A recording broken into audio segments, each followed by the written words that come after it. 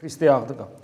Იწმენდა რომ რაღაც სტატიკური მოცემულობა არ არის. ეს ჩვენ პრინციპში უკვე კარგად უნდა გვესმოდეს და ვიცოდეთ, იმიტომ რომ ვინც მრავალი წელი ვცდილობთ ქრისტეს უერთგულოთ და მასთან ერთობა შევძლოთ, საკუთარი ცოდვები დავამარცხოთ, ჭეშმარიტად ცოცხალი წევრნი ვიყოთ ეკლესიისა, ჩვენ ძალიან კარგად ვიცით თუ როგორი პრობლემა არის, რომ რწმენა იყოს ის, როგორიც უნდა იყოს. ცოცხალი, ქმედითი, ჩვენი ცხოვრების რეალურად შემცვლელი და ის რომ ჩვენ მართლაც სახელად არ ვიყოთ ქრისტიანები და ნამდვილად ქრისტესნი ვიყოთ. ეს პრობლემა გათავისებული უნდა გქონდეს და ვიცოდეთ რომ ეს როგორი რთული არის და კითხვას ვსავდეთ სულ რომ კი მაგრამ რამდენად ნამდვილად მორწმუნენი ვართ, რამდენად შეგვეფერება ეს სახელი ქრისტიანისა. რა თქმა უნდა, აქ ბევრი საცდურის წინაშე დგავართ ჩვენ. ადამიანი რომელიც აშკარად ცოდვებს თავს და ანებებს, ეს არის ცდუნება მარცხნიდან, როდესაც ადამიანი აშკარა მძიმე ცოდვებით ცდუნდება, ეს ერთი მხარეა და არის მეორე, როდესაც ადამიანი მძიმე ცოდვებს თავს და ანებებს და უკვე მისი ცდუნება ხდება მარჯვნიდან, როდესაც ადამიანს ექმნება, ადამიანი ხიბლი რასაც ქვია, როცა ადამიანს ექმნება ილუზია, რომ ის ქრისტიანულად ცხოვრობს, რატომ? იმიტომ რომ რაღაც ზნეობრივ ნორმებს იცავს და რაც კიდევ უფრო საშიშია, რელიგიურ ნორმებს მეტნაკლებად სწორად ასრულებს და აღასრულებს. ეხლა რელიგიურ ნორმებში რა შედის? ყველაფერის გარეგანი, რაც ჩვენს ქრისტიანობასთან ახლავს, ეს არის მეტნაკლებად მოწესრიგებულობა, გარეგნული, ხო? აქაც ორმაგი სტანდარტები არსებობს სამწუხაროდ. ხშირად მithქვავს, რომ განსაკუთრებულად ეს ახალგაზრდა გოგონებს ეხება, ხანდახან ხშირად არც ფლად ახალგაზრდა გოგონებს, რომლებიც ტაძარში სხვანაირები არიან და სოციალურ ქსელში საკუთარ თავს ძალიან უცნაურად გამოფენენ, ხო, ბილად რო ვთქვათ, გაუგებარია ეს უბრალოდ. მე არ ვლაპარაკობ ლამაზად ჩაცმაზე, ვთქვათ, და მაინდა-მაინც იმას არ ვამბობ, რომ ტაძარში როგორც ეცვა აცვი ადამიანს, ისე უნდა ეცვას და გარეთაც და სოციალურ ქსელში ესე ჩანდეს. საუბრობ პირდაპირ ვთქვათ, აშკარა ვულგარულობაზე, რომელთაც ამგვარად დემონსტრირებენ საკუთარ თავს. ეს ცალკე თემაა. მაგრამ გარდა ამისა, გარდა ამ გარეგნული ფორმის არსებობს ის, რომ აი თქვა წირვაზე მოვდივართ, დილას საღამოს ლოცვებს მოვაწესრიგებთ, მარხულობთ, სახარებას ვკითხულობთ, წმინდა მამებს, ვცდილობთ რომ იესოს ლოცვას ვისწავლოთ, თუმცა ხშირად აქაც სერიოზულ შესწავლას უშვებთ, ვფიქრობთ რომ იესოს ლოცვა არის რაღაც განცალკევებული რაღაცა პრაქტიკა მოწყვეტილი მთლიან ეკლესიურ სინამდვილესაც. ეს სინამდვილეში ასე არ არის. საკვანძო სიტყვა რომელია იესოს ლოცვაში შემიწყალე, ანუ შემიწყალე ადამიანი სიმდაბლისკენ და მორჩილებისკენ და თავდაბლობისკენ მიისწრაფვის, საკუთარი უღირსების განცდა და ასე შემდეგ. მოკლედ იმის თქვა მინდა მე რომ არაფერი გარეგანი თავისთავად ავტომატურად ჩვენ მორწმუნეთ არ გვხდის, თუ შინაგანად არ ვიზდებით ჩვენ იმ სათნოებაში, რომელსაც ქვია თავდაბლობა, დაბალცნობიერება, სხვადასხვანაირად წერია, ქვემდაბლობა, სხვადასხვანაირად იწერება. სამწუხაროდ ეგ სიტყვა სიმდაბლე სიტყვა ცუდად ასოცირდება თანამედროვე ადამიანთან, უზნეო მოქმედებაში მყოფ ადამიანის რაღაც სახელდებად იქცა თითქოს. ხო, ქრისტიან ტერმინოლოგიაში ჩვენ ძალიან გვიჭირს ფაქტობრივათაც და აღქმის დონეზეც. ხო, მოკლედ აი ესეა, რომ ადამიანი უნდა აცნობიერებდეს ამას ზუსტად, მაგრამ მეორე მხრივ, როგორც კი ადამიანი ამას გააცნობიერებს და აღარ ლაპარაკობს სიყვარულზე. სიყვარული ეს მწვერვალია. ჯერ ადამიანი სწავლობს სიმდაბლეს, დაბალცნობიერი უნდა გახდეს, რომ მე აქედან ამოიზრდება, რასაც ქვია, სიყვარული. ხო და ჩვენ ეგრევე სიყვარულს ვეპატივნებით, ყველა გვიყვარს, ანუ ეს სიმდაბლე თავდაბლობაც რეალურ ურთიერთობებში არ გაგვაჩნია და არ აგვაქვს. მაგრამ როგორც კი ადამიანი ამას მიხვდება, რომ მას არც თავდაბლობა აქვს და სიყვარული ხო საერთოდ სად არის და ცოცხალი რწმენა არ არის, მიუხედავად იმისა, რომ ყველაფერს ასრულებს, აი ამის მერე მას ის შიში, რაც თავიდან აუცილებლად უნდა ქონოდა ადამიანს მოქცევის პერიოდში, რომ ადამიანს შიშით იწყება ქრისტიანობა, რომ ქრისტეს ღმერთობას რო გული შეიცნობს, პირველი რაც მოდის შიში, რომ ვაიმე, სად ქრისტე და სად მე, აცნობიერებს საკუთარ თავს, მადლი გეხება, საკუთარ თავის ლუსტრაცია ხდება. ზნობ, რომ თუ ქრისტესთან არ მიხვედი, დაიღუპე. და აი აქედან იწყება ქრისტიანობა ზუსტად. მე ხდება სამწუხაროდ მინავლება ამ შიშისა, აი ხიბლი რასაც ქვია, იმიტომ რომ უკვე ყველაფერს რასაც ჩადიოდი, აღარ ჩადიხარ და მოწესრიგებული ხარ და მინავლება ხდება ამ შიშისა, ეს ძალიან ცუდია, იმიტომ რომ შიში არასოდეს არ უნდა გაქრეს, სანამ გრიგოლ ხანძთელის დონეს არ მივახცევთ, მოდი ესე ვთქვათ, სანამ არ გამოვანათებთ ჩვენი რწმენით და ეს შიში მინავდება, ეს ძალიან ცუდია, მაგრამ ღმერთი გვეხმარება მერე და თუ ჩვენც გვეხმარება სხვადასხვა განსაცდელებით მინდა გითხრათ, განსაცდელებით გვეხმარება, რომელიც მოდის ჩვენს გარედან ღვთის დაშვებით ეშმაკისგან და უფრო კიდე ხშირად ადამიანებისგან, ჩვენს გარშემო მოდის ეს ჩვენ გარედან, მაგრამ ეს ღვთის დაშვებით არის, რომ ნელ-ნელა მეტად და მეტად დავინახოთ საკუთარი თავი და როგორც კი საკუთარ თავს მეტად დავინახავთ და აღმოვაჩენთ, რომ თავარი სათნოებები სიყვარული და სიყვარული წვერვალია და თავდაბლობაც არ აგვაქვთ, არ გაგვაჩნია და ვერ აღვიქვავთ მას ჩვენ თავში, მაშინ უკვე ჩდება ახლიდან წამოვა ის სათნოება ჩვენში, რასაც შიში ღვთისა ქვია და რატომ? იმიტომ რომ რწმენის თავარი ნაყოფი რა არის? რწმენის და რა უნდა იყოს? რომ ვცხონდეთ, ხო, იმიტომ მოგვეცა რწმენა რომ გადავრჩეთ და ვატყობ რომ რწმენა კი მაქვს, ვიცი რომ ქრისტე ღმერთია, კი ბატონო, მაგრამ მე ის არ მაქვს სათნოებები, რაც ქრისტიანს უნდა მქონდეს, სიმდაბლე, თავდაბლობა, ანუ და სიყვარული, ხო, ღვთისა, მოყვასისა, არ მაქვს, არაფერი არ მაქვს და აი აქ კვლავ შემოდის შიში, რომ ვცხონდები თუ არ ვცხონდები. აი ეს შიში არასოდეს არ უნდა გტოვებდეს. რა საფეხურზეც არ უნდა გვეგონოს თავი, იმიტომ რომ თუ ამ შიშმა დაგტოვა და თუ აღარ გეშინია შენ ღმერთთან შეხვედრის და ფიქრობ რომ და რა თუ არ გეშინია გარანტირებული გაქვს, ხო? ნუ ეს მართლმადიდებლური სული ეს არ არის, ეს უფრო ესეთი სამწუხაროდ პროტესტანტული სულია, სადაც ფიქრობენ რომ რადგან ქრისტე შეიცნეს საკუთარ მხსნელად უკვე ცხონებულნი არიან და საკუთარ პასუხისგებლობას საერთოდ ანულირებენ. არა და სინამდვილეში ეს ასე სულაც არ არის, თვითონ სახარების მიხედვით არ არის, უნდა შეუდგეთ ქრისტეს, უნდა უარყოთ საკუთარი თავი და ეს საკუთარი თავის უარყოფა არის სწორედ ის, რასაც ჩვენ ახლა ვსაუბრობთ, საკუთარი პატივმოყვარეობის, საკუთარი ნების და საკუთარი სიმართლის და ასე შემდეგ. და აი ეს შიში განაპირობებს იმას, რომ ჩვენი რწმენა ყოველთვის კითხვის ნიშნის გვედგება, რადგან რწმენა არის მაცხონებელი, რწმენა უდრის ცხონებას სინამდვილეში, ხო? და თუ ჩემი ცხონება კითხვის ნიშნის ქვეშ დგას, მაშინ ბუნებრივია, რომ კითხვის ნიშნის ქვეშ დგას ჩემი რწმენა და რამდენად ნამდვილია ჩემი სარწმუნოება. და აი აქ ამ კონტექსტში იოანეს სახარების რამდენიმე მუხს აღმოგიკითხავთ, რაც დღეს იქნა წაკითხული, აი უფალი როგორ საუბრობს. თქვენ არ გწამთ ჩემი ფარისევლებს ეუბნება. ხა ფარისევლები ვინ არიან? ფარისეული ხო რელიგიური ადამიანია, რომელიც სწორედ გარეგანზე აკეთებს აქცენტს. გასაგებია ძველი აღთქმის ისტორიული ფარისევლები, მაგრამ ჩვენ ხო ვიცით საკუთარი თავიდან, რომ ჩვენ შეიძლება ვიყოთ ახალი აღთქმის ფარისეველნი, ხო? ანუ გარეგანად აღსრულებელნი და ამით თვითკმაყოფილნი. ხო და ამიტომ როცა ფარისევლებს მიმართავს, ამით ჩვენ მოგმართავს და გვეუბნება, თქვენ არ გწამთ ჩემი რამე თუ არ ახართ ცხოვართა ჩემთაგანი და თუ მე ვიტყვი რომ ეგ სიტყვები მე არ მეკუთვნის. ეგ სიტყვები ისტორიულად იმათ ეკუთვნოდა და დღევანდელ ფარისევლებს ოღონ არა მე, ანუ რა სიტყვები, არ ახარო ჩემი ცხოვარი. ეს არის უგულებელსყოფა წმინდა წერილისა, უგულებელსყოფა პავლე მოციქულის სიტყვებისა, რომელიც მართხილებს რომ ყველაფერი რაც დაიწერა, შენთვის დაიწერა, რომ შენ გაიზარდო სულიერად და ამას ყურადღება მიაქციო და ეკლესია გვიკითხავს იმისთვის, რომ ეს ჩვენთვის მნიშვნელოვანია. იმიტომ რომ ჩვენ შესაძლებელია ვიყოთ ისინი, ვინც ქრისტეს ცხოვარი არ არის. და როგორ გავიგოთ ეს? ვერაფრით ვერ გავიგებთ, მინდა გითხრათ, სანამ ჩვენ ხორცში ვართ, ვერაფრით საბოლოო ჯამში ვერ დავრწმუნდებით.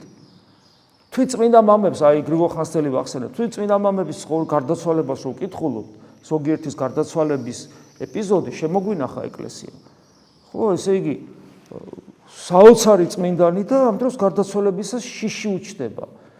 და როცა ეუბნებიან, რა ტირის, მგლოვარებს, რა გატირებს საკუთარ ცოდვებზე და ღვთისწინას ჭარდგომის ეშელი. კი, მაგრამ შენ როგორ რანაირად? შენ ხო მთელი ცხოვრება ესე სიწმინდეში რას ამბობ? სინანული არც კი დამიწყია, ესეთ რამეს ამბობდა. ამიტომ ჩვენ არანაირი გარანტია არ გვაქვს იმისა, რომ ეს სიტყვები ჩვენ არ გვეკუთვნის. მე არ ვიცი ვარ თუ არა ქრისტეს ცხოვარი. გესმით, არის ეს არ შეიძლება ქრისტიანმა იცოდეს. და აი აქ შიში იმიტომ არსებობს, იმიტომ რომ თუ იცი რომ ქრისტეს ცხოვარი ხარ, შიში ქრება. თუ შიში ქრება, ესე იგი სიყვარული გაქვს და თუ სიყვარული გაქვს, უნდა ანათებდე. ანათებდე, მაინც შეიძლება ვიზუალურად არ ანათებდე როგორც გრიგო ხანძთელი, მაგრამ შენი ცხოვრებით უნდა ანათებდე. შენი ცხოვრება, შენს გარშემო უნდა იცვლებოდეს, შენს გარშემო ათასები უნდა ცხონდებოდნენ. გესმის, ესეთი ადამიანი სამყაროს ცვლის, ოქროპირიც ამბობს ამას, რომ ერთი მართალ ადამიანს მთელი ქალაქის გადარჩენა შეუძლია. ამიტომ აი ეს სიტყვები კიდევ ერთხელ გვაფიქრებს იმაზე, რომ ჩვენ გვეშინოდეს, შიში გქონდე ღვთისა, ვარ თუ არა მე ცხოვარი. ეხლა უფალი აგზელებს მერე ცხოვართა ჩემთა ხმისა ჩემისა ისმინიან. ხო? მაშინ ესე იგი მე თუ ქრისტეს ცხოვარი ვარ, მე ქრისტეს ხმა უნდა გავიგო. ჯერ ერთი მრავალ ჩვენგანს სახარება საერთოდ არც ესმის, იმიტომ რომ მასთან ზედაპირული კავშირი აქვს, ან საერთოდ არ აქვს კავშირი. ხოლო ვისაც მე კითხულობს და არ ესმის. ეს ამის უამრავი მაგალითი. მაგრამ რო კითხულობს და ესმის, მე რჩება კიდე ერთი პრობლემა, რომ ესმის, მაგრამ არ ასრულებს, ან ვერ ასრულებს. ხო, გესმით, აი ესეც არის. ანუ ჩვენ რო სახარებას ვკითხულობთ, ჩვენ თუ არ ვხედავთ იმას, რასაც ქრისტე ითხოვს და რაც რამ მდგომარეობაშიც მე ვარ, რამ ხელა დანახეთქია, ამას თუ ვერ ვხედავ, ესე იგი ვერ აღვიქვავ საკუთარ თავს ადეკვატურად. ამიტომ დიახაც, მე თუ ცხოვარი ვარ, უნდა მესმოდეს და რო არ მესმის, ანისი არ მესმის, როგორც საჭიროა. და მესმის და აღსრულებელი არა ვარ, კიდევ უარესი, ხო? მესმის და აღსრულებელი არა ვარ. შემდეგ აგზელებს ვინ არის ცხოვარი, ამას ახასიათებს. და მე ვიცნი იგინი, ანუ მე ვცნობ ჩემ ცხოვარს. მე ვცნობ. ღმერთი მცნობს თუ არ ამცნობს. ესე ძალიან მნიშვნელოვანია, იმიტომ რომ თუ ვიტყვი რომ მცნობს, რის საფუძველზე ვამტკიცებ, რომ მე ღმერთი მცნობს. აი რა არის ამის საფუძველი? ის რომ რელიგიური ვარ, ის რომ შეიძლება სასიკვდილო ცოდვებს ვცდილობ აღარ ჩავიდინო და სახარებას უგადავშლი რას დავინახავ რელიგიურ ადამიანებს, დავინახავ წმინდა ცხოვრებით მაცხოვრებელ ადამიანებს, სახარების სიუჟეტებიდან გამომდინარე, რომელიც საშნელ სამჯაროზე რო წარსდგებიან, სასუფეველის კარი არ ეხსნებათ და უფალი პასუხობს, მე თქვენ არ გიცნობთ. გესმით, მათ შორის ისეთი რელიგიური ადამიანები არიან, რომლებიც თავიანთი ლოცვით სასწაულებს ახდენენ. და ისეთი სიწმინდე აქვს განსაცვიფრებელი, არც ერთი მაქვს, არც მეორე. და ამ დროს უფალიანობა მე თქვენ არ გიცნობთ და აქ რომ მეუბნებათ, თუ ჩემი ცხოვარი ხარ, მე შენ გცნობ და მცნობს მე ღმერთი. ანუ რას ნიშნავს, რომ მე როგორც პიროვნება გახსნილი ვარ ღმერთის წინაშე. და რას ნიშნავს პიროვნება გახსნილი ვარ ღმერთის წინაშე?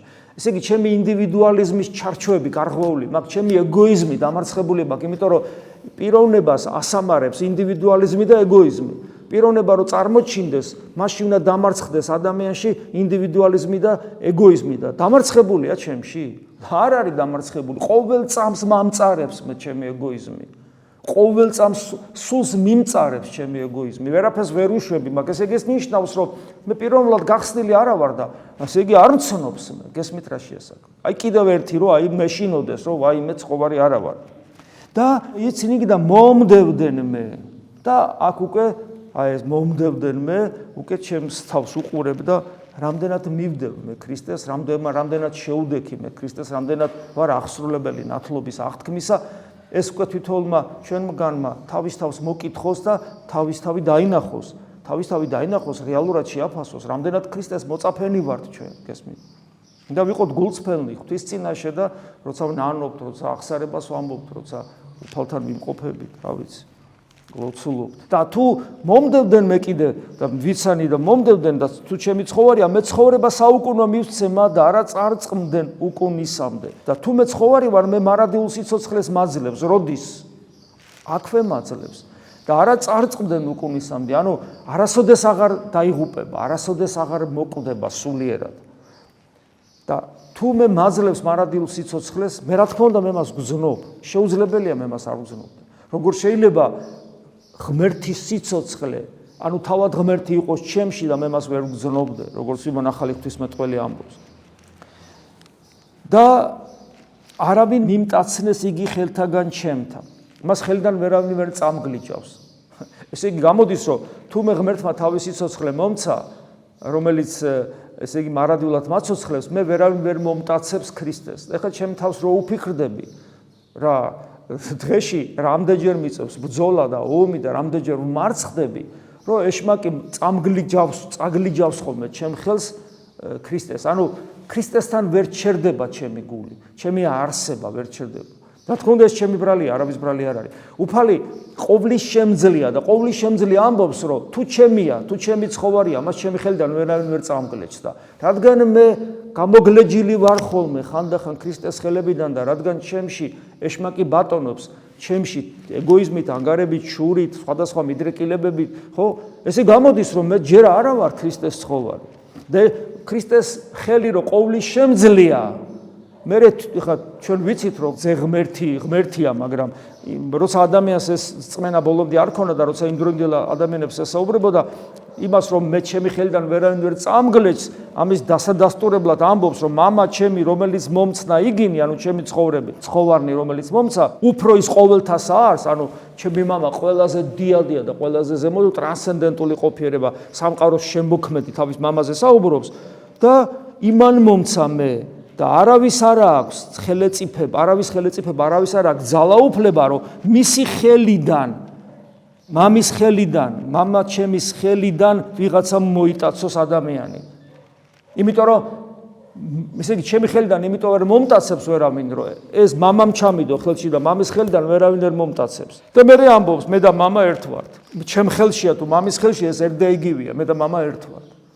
ანუ აბსოლუტური ძალაუფლება, გესმით? აი ქრისტეს ცხოვარობის ერთ-ერთი ნიშანი. აბსოლუტური ძალაუფლებით უჭირავ ხარ შენ და არავის არ შეუძლია მის ხელიდან წაგლეჯვა და ამ დროს ესე იგი გავბრაზდი, მრისხანებას ჩავარდი, არაწმინდა გულის თქმა გაიმარჯვა ჩემზე, ესე იგი ეგოისტური მოძრაობები მაქვს აშკარად, ხო გესმის და უსიყვარულობა მჭირს, ურჩობა, ასე შემდეგ, სიამაყე, ამპარტავნება, პატივმოყვარეობა. ესე იგი რა ქრისტეს ხელში ვარ ახლა მე ასე რომ ვიქცე. ესე იგი რა გამოდის ჯერ არა ვარ მისი ცხოვარი. არ მეშინოდეს, უნდა მეშინოდეს. იმიტომ რომ გარდაცვალება მოახლოებულია, განაშორს არის ის დრო როცა მე უნდა გარდავიცვალო. ნუ აქ როცა თქვა მამა და ჩემი ერთ ვართ, ვერ გაიგეს ურიებმა, აიღეს ქვები, რათა დაჰკრიბეს, ანუ ატანა არა აქ ადამიანი, განვაზოგადოთ ეს ურია, განვაზოგადოთ. ადამიანი ზოგადად რელიგიური ადამიანები არიან, არ დაგვალწყდეს. ადამიანებს ზოგადად ატანა არა აქვთ ქრისტეს ღმერთობის, ქრისტეს დარის სიმდაბლის, იმიტომ რომ რადგან ქრისტე ღმერთია ადამიანად მოსული. ამიტომ მე მევალება მისნაირი ვიყო და აქ არის ზუსტად პრობლემა, იმიტომ რომ მე შემილია რელიგიური ადამიანი ვიყო და სულაც არ ვიყო თავდაბალი.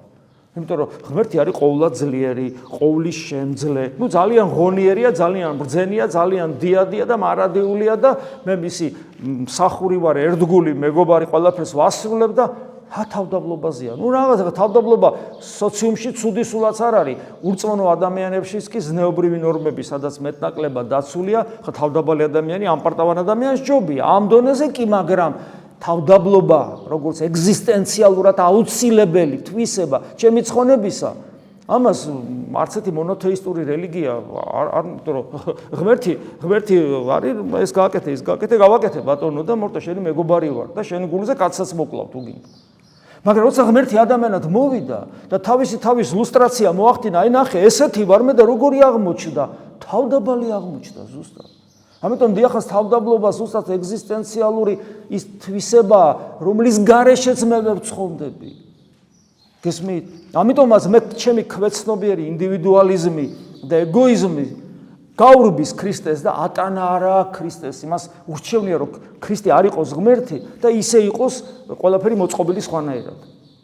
ამიტომაც არის ეს ქვების დაკრება არის თითოეული ადამიანის დაცემული ბუნების გამოვლინება და ჩვენ ესე იგი აშკარად ესე ქვებს არ უკრებთ, მაგრამ როცა ჩემს გულში არჩევანია რომ ადამიანი ჩემთან ურთიერთობაში რომ შემოდის, მე მას ესე იგი დავემორჩილები თუ დავცოფავ, ეს ორიდან ერთი არჩევანი რომ მაგ და მე რომ აი მეორეს ვირჩევ. რა, ეს არ არის ქვებს არ ვესური გულში ქრისტეს და არ განვაგდებ მას შემგან? აბა რას ვაკეთებ? და ამიტომაც არის ეს ნიშნულოვანი, რატომ არის მონასტერში რატომ არის რომ პირველი რომ მიდიხარ ბევრჯერ მithქვა სკვილს გაძლევენ ყველას გასაგებია მორჩის მაგრამ პირველ რიგში ლოცვას კი არ გასწავლიან და რაღაცა ღვთისმეტყველების წვერალებზე კი არ გელაპარაკებიან მოგცემენ ნიჩავს და ცოცხლს და მორჩილებას გასწავლიან იმიტომ რომ თუ ადამიანმა თავისი ეს ამპარტავნება არ გატეხა არაფერი არ გამოვა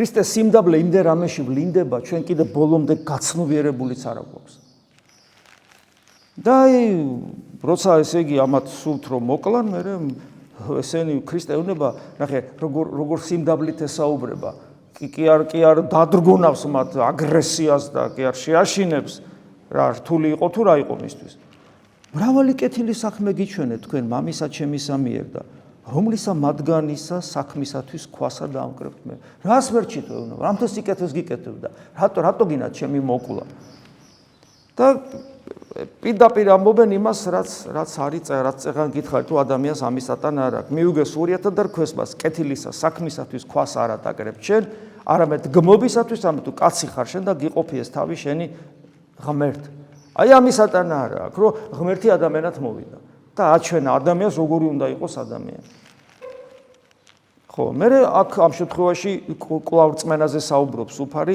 კაი ჩემი არ გჯერათ რომ მე ღმერთი ვარ არ გჯერა რომ შენ რო ჩემ სისხლს და ხორჭავს ღმერთი შემოვიდა შენში არ გჯერა ამისი და გვეუბნება თუ არ გჯერა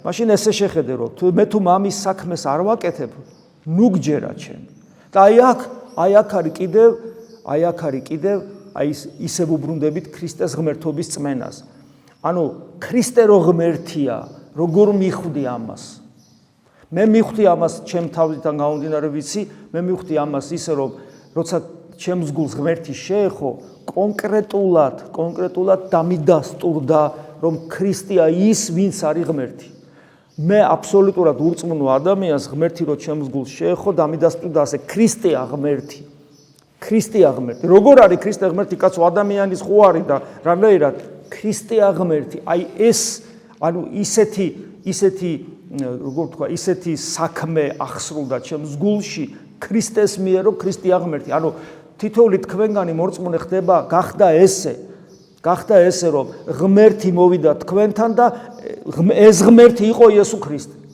ანუ იესო ქრისტე მოდის როგორც ღმერთი იესო ქრისტე მოდის თქვენთან თქვენ პირად ცხოვრებაში ღვთაებრივი საქმით ანუ ღმერთის საქმით მოდის იესო ქრისტე ანუ მამის საქმის ახსრულებელია და თქვენ ხვდებით რომ ქრისტე არის ღმერთი თუ ეს არ მომხდარა თქვენში არაფერს აზრი არ აქვს მაშინ ჯერჯერობით ესე ქრისტიანები არა ვარ და ვერ ვარ ხო და თუ